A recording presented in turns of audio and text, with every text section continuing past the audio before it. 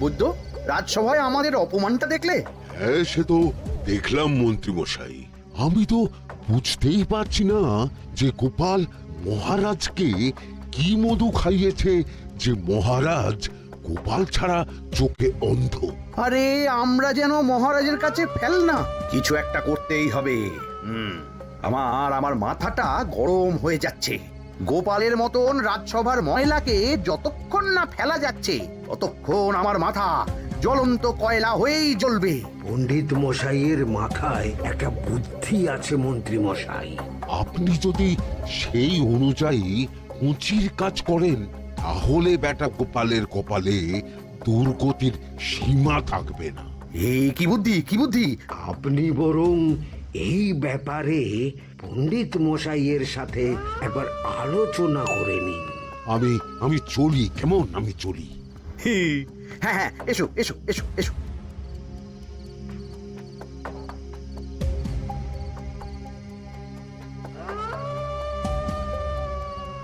আরে ওই তো আমার বাঁ হাত ঘটা আসছে, বেটাকে দিয়ে একটা কাজ করাতে হবে। এ কি মন্ত্রী মশাই, আপনি এখানে দাঁড়িয়ে কি করছেন?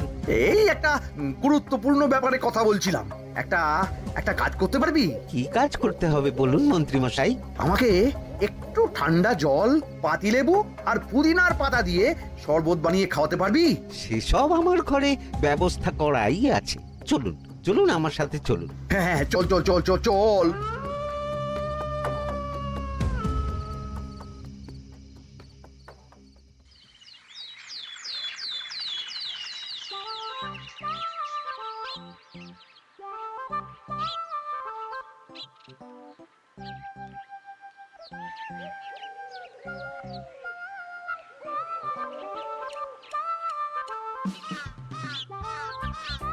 কি ব্যাপার পণ্ডিত, এত গুম মেরে আছো কেন?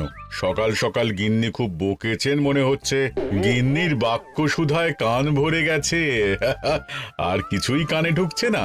আরে দাঁড়াও দাঁড়াও পণ্ডিত, দাঁড়াও জ্যোতিষী। পণ্ডিত তো আমার কথা শুনতেই পেল না মনে হচ্ছে। তুমি তো দূর থেকে বলেছো, আমি তো বলেছি পাশ থেকে, তাতেও শুনতে পাইনি। কানের পোকা হলো নাকি? কি গো পণ্ডিত, ব্যাপার কি? কেমন বুঝছো? এ তো ভয়ানক কর্ণকোষ্ঠবদ্ধতার লক্ষণ। তুমি কচু বুঝেছো? আমার হয়েছে কর্ণগোপাল, তোমাদেরও হতো, কিন্তু তোমাদের দোকান কাটা বলে হয়নি। তুমি আমাদের অপমান করছো। তোমাদের অপমান বোধ থাকলে কোনো শব্দই কানে ঢুকতো না, শুধু একটাই শব্দ কানে বাজতো, গোপাল গোপাল গোপাল। এবারে রাজসভায় কিভাবে হেনস্থা হতে হলো মনে নেই?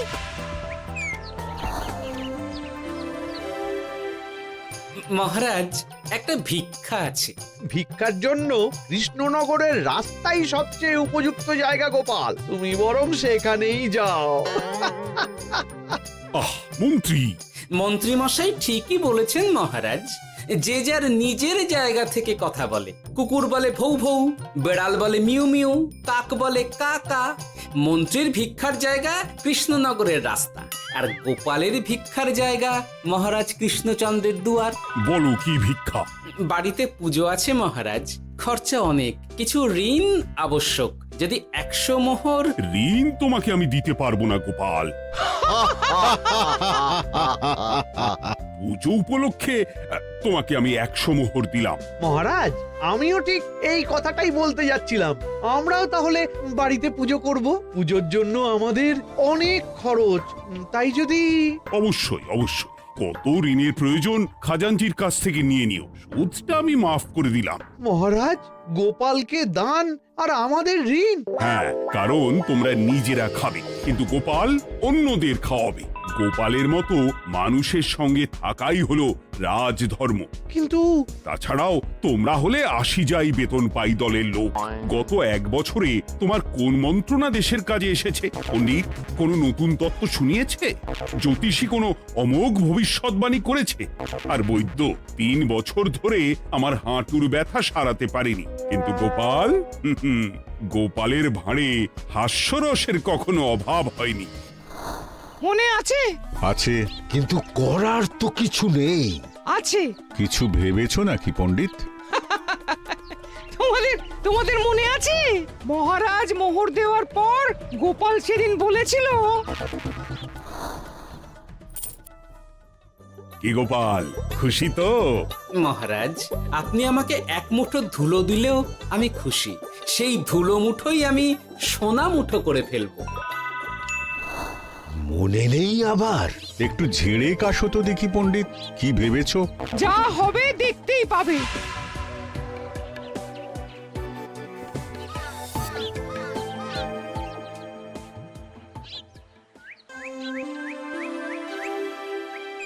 মহারাজের জয় হোক, মহারাজের জয় হোক।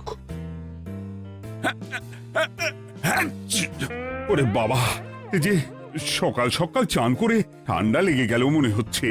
মহারাজ, ওই কবি গান উপলক্ষে গত মাসটা আমি কৃষ্ণনগরের কোণে কোণে ঘুরে বেরিয়েছি। প্রজাদের মধ্যে একটা অসন্তোষ আমি লক্ষ্য করেছি মহারাজ। অসন্তোষ? আমি তো জানতাম আমার শাসনে প্রজারা সুখে আছে। সুখে তারা ভাসছে মহারাজ, কিন্তু একটাই অসুখ, তারা মহারাজের দর্শন পায় না। তারা মহারাজের পদধূলির জন্য আকুল হয়ে আছে, মহারাজের দর্শন পাওয়ার জন্য চাতকের মতো অপেক্ষা করছে। চিত্রকরকে দিয়ে চিত্র অঙ্কন করিয়ে বিলি করে দিলেই হলো।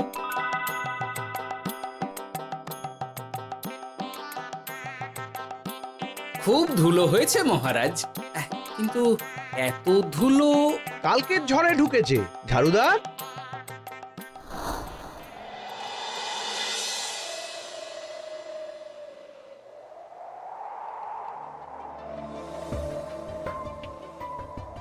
এই সুযোগ, রাজসভা ফাঁকা, এমন ঝড় যে পেয়াদারাও বাইরে নেই। কাজটা সেরে ফেল, বুঝলি? কিরে, কাজটা কর।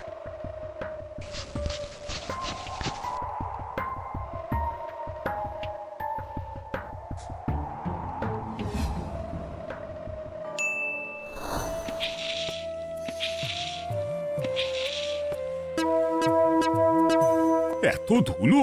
উফ, মহারাজ, কাল ঝড়টা বড় সাংঘাতিক হয়েছিল। তা বটে। আচ্ছা গোপাল, তুমি বলেছিলে মহারাজ তোমাকে এক মুঠো ধুলো দিলেও সেটা সোনা হয়ে যাবে। এখনো সেই কথাই বলছি।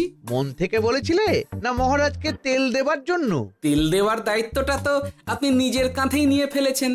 আমি যা বলি সত্যি বলি। আজ যদি এই 4 ঝুড়ি ধুলো মহারাজ তোমাকে উপহার দেন, তখনও একই কথা বলবে? নিশ্চয়ই। মহারাজ, গোপালকে এই 4 ঝুড়ি ধুলো দেওয়ার হুকুম হোক। কি গোপাল, আমি তোমাকে যদি এই ধুলোর ঝুড়িগুলো দিই, তা থেকে সোনা আসবে নাকি? আসবে মহারাজ, মোহরের বস্তা আসবে। যদি না আসে, আপনি বলুন। তোমাকে কৃষ্ণনগর ছেড়ে চলে যেতে হবে। রাজি? আর যদি আমি পারি, তাহলে আপনাকে এই মন্ত্রীর চাকরি ছেড়ে দিতে হবে। কি রাজি? কি মন্ত্রী, রাজি? রাজি। গোপাল? রাজি মহারাজ। আচ্ছা, আর কেউ মন্ত্রীর পক্ষে বাজি ধরেছেন নাকি? হ্যাঁ, আমি আমি আমি আমি ও গোপাল এবার যে মরণ কুয়োতে ঝাঁপিয়েছে, সেখান থেকে আর উঠে আসতে পারবে না। ধুলো থেকে মোহরের বস্তা আসবে, এ হচ্ছে গোপালের উন্মাদ রোগের শুরু। দেমাক দেমাক, মহারাজের পিঠ চাপড়ানি পেয়ে পেয়ে গোপাল ভেবেছে যে ও সব কিছু করতে পারে। এবার শুধু সেই দিনটার অপেক্ষা, যেদিন গোপালকে উল্টো গাধায় চড়িয়ে কৃষ্ণনগর থেকে বার করে দেব।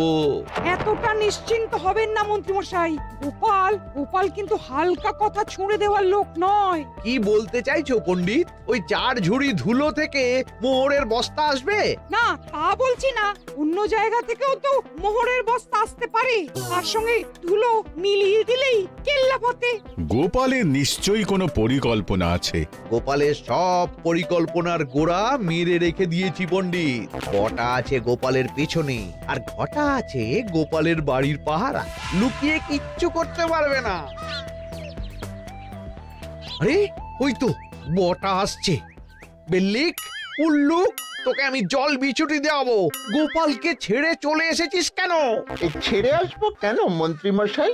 গোপালকে ওর বাড়ির সামনে ছেড়ে এসেছি। ওখানে তো ঘটা আছে। ও বড্ড ঘুরিয়েছে বেটা। কোথায় কোথায় গিয়েছিল গোপাল? 4 ঝুড়ি ধুলো নিয়ে বেটা বাড়ির উল্টো দিকে হাঁটা দিল। চললাম পিছু পিছু যাচ্ছিল কোন দিকে? নদীর দিকে, কিন্তু গোপাল দাঁড়ালো যদুর বাড়ির সামনে। এই যদু হলো সেই লোক যে লোকজনের বাড়িঘর কেনা বেচা করে আর লোক ঠকায়। আগে রাজধানীতে থাকতো। বেটা রাজধানী থেকে এই কৃষ্ণনগরে পালিয়ে এসেছে, এখানেও লোক ঠকাচ্ছে। কিন্তু বেটা এত চালাক যে কিছুতেই ধরা যাচ্ছে না। এইরকম লোককে ধরাচ্ছে হাতে রাখা ভালো নয় কি মন্ত্রী মশাই? সে তো জানি, কিন্তু ওর ওপর মহারাজের কড়া নজর আছে। এখন ওর সঙ্গে সম্পর্ক রাখা খুব ঝুঁকি। যাই হোক, তারপর?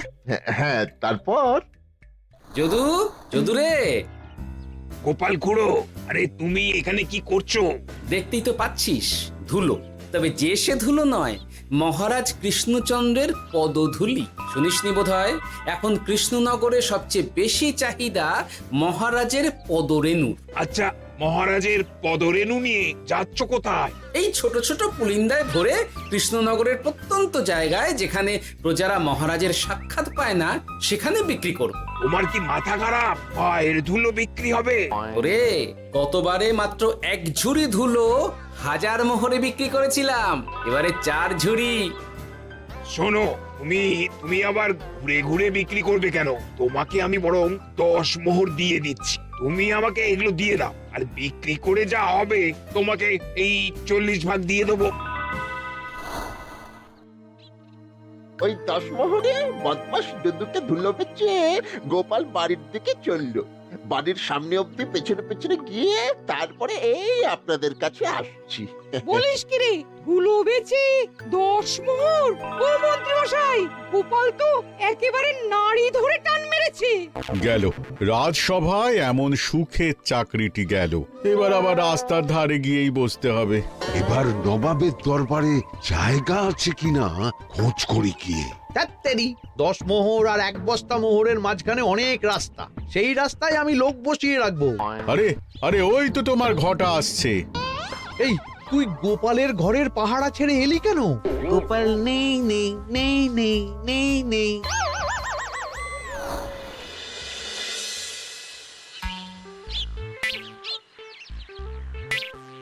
আরে, ভয় পেলি নাকি? না না না না না, ভয় পাবো কেন? শোন, তোকে পেয়ে আমার খুব ভালো হলো বুঝলি। তোকে আমার একটা কাজ করতে হবে। বলো বলো।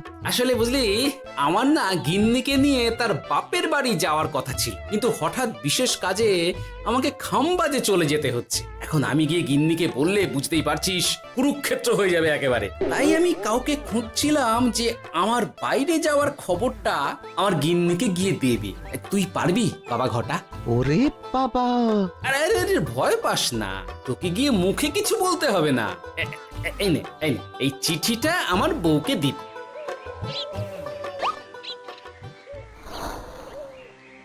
কৃষ্ণনগর ছেড়ে চুপি চুপি চলে যাচ্ছে, চালাকিটা দেখেছেন?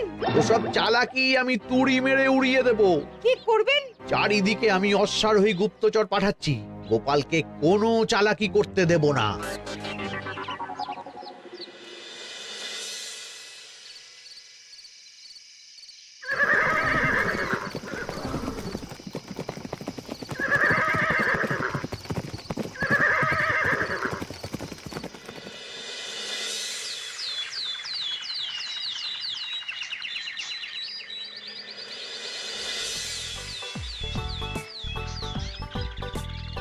অং বং পিং পং।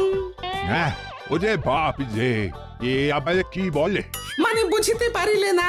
অং বং পিং পং অর্থাৎ আইসো আমার নিকট বিদেশি জাদু শরবত আছে। ইহাতে তৃষ্ণা নিবারিত হয়, শক্তি বৃদ্ধি হয়, ঘুম ভালো হয়, সম্পর্কের উন্নতি হয়, জামা কাপড় ফর্সা হয়, তু শব্দ না করে সকাল সকাল কষ্ট পরিষ্কার হয়। মূল্য মাত্র 1 মোহর।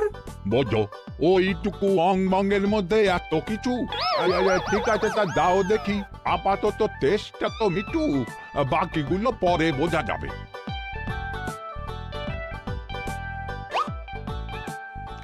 আহ বড় ভালো খেতে তো আহ, ঠং ঠং অর্থাৎ শক্তি বৃদ্ধি হলো। হ্যাঁ, হ্যাঁ, মনে হচ্ছে গায়ে যেন দুগুণ বল পাচ্ছি। কি হয়েছে ভাই? এ কে? এ ভিন দেশ থেকে জাদু শরবত নিয়ে এসেছে গো। জাদু শরবত ভিন দেশ? একেবারে, হ্যাঁ, একেবারে বহু ভুজা শরবত। খেলে তেষ্টা যাবে, গায়ে জোর হবে, ঘুম হবে, সম্পর্ক ভালো হবে, জামা কাপড় ফর্সা হবে, সকালে হ্রাস করে পেটও পরিষ্কার হবে। সে কি? দাও গো ভাই, আমাকেও দাও।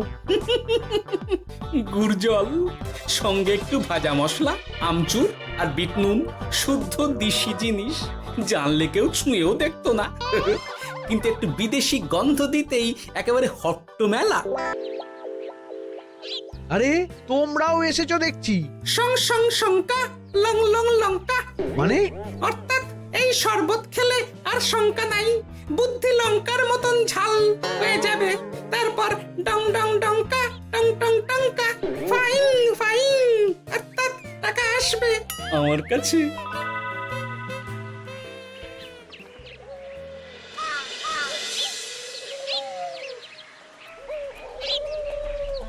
ঝপ ঝপ ছপাং, ভট ভট ফটাং। অর্থাৎ উহাকে দৌড়িয়েছো কেন? বেটা জোচ্চোর অনেককে ঠকিয়েছে। অনেক দিন থেকে তককে তককে ছিলাম। এবার এই ধুলো নিয়ে মহারাজের পায়ের ধুলো বলে বিক্রি করছিল। একটা বেনামি চিঠিতে খবর পেয়ে বেটাকে ধরেছি। ব্যাং ব্যাং বিগ ব্যাং। অর্থাৎ বাহ বাহ বাহ বাহ। বেনামি চিঠিটা আমি দিয়েছিলাম বাবু। বাবা যদু, তুমি সেই রাজধানী থেকে কৃষ্ণনগর অবধি মানুষকে অনেক খোল খাইয়েছো। তুমি এতদিন ঘুঘু দেখে এসেছিলে বাবা, এবার গোপাল নামক ফাঁদটা দেখলে। কতবার বলবো এইসব ধুলো আমি গোপালের কাছ থেকে কিনেছি। যা বলার ওই বিচারের সময় মহারাজকে বলবি। চল চল চল চল চল।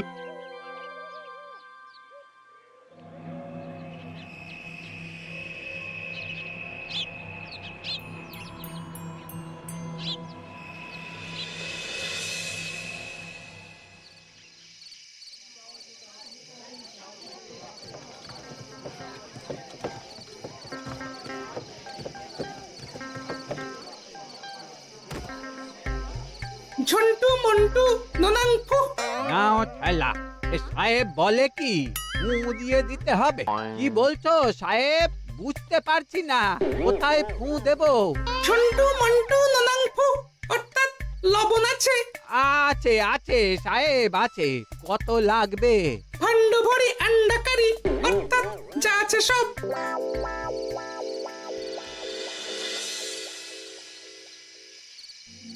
ব্যাস, মোটামুটি আশেপাশে সব দোকানের নুন এখন আমার জিম্মায়। এবার আসল মজা শুরু হবে।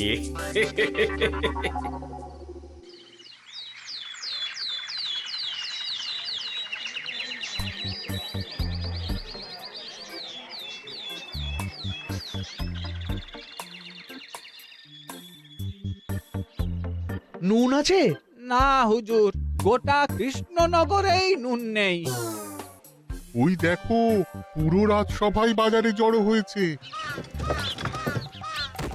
শান্তামনা, শান্টু মন্টু। তুই আবার কি বলছে রে বাবা? শান্তামনা, শান্টু মন্টু।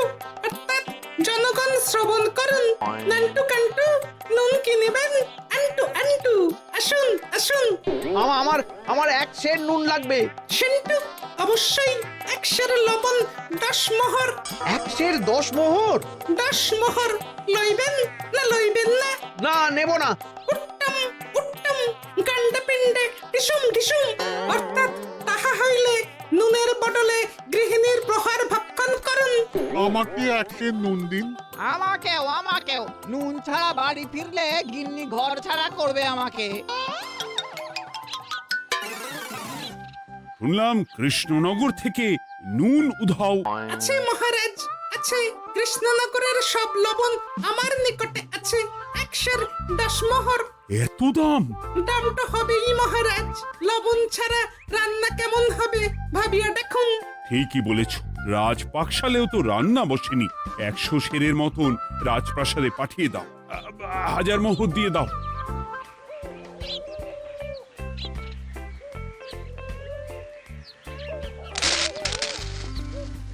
ব্যাস 1 বস্তা মোহর হয়ে গেছে।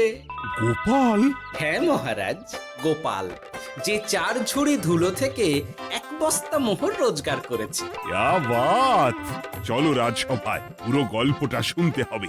সকলেই এসো তাহলে রাজসভায়। কিন্তু মহারাজ, যারা বাজি হারলো তাদের তো চাকরি গেছে, তো তারা রাজসভায় যাবে কি করে?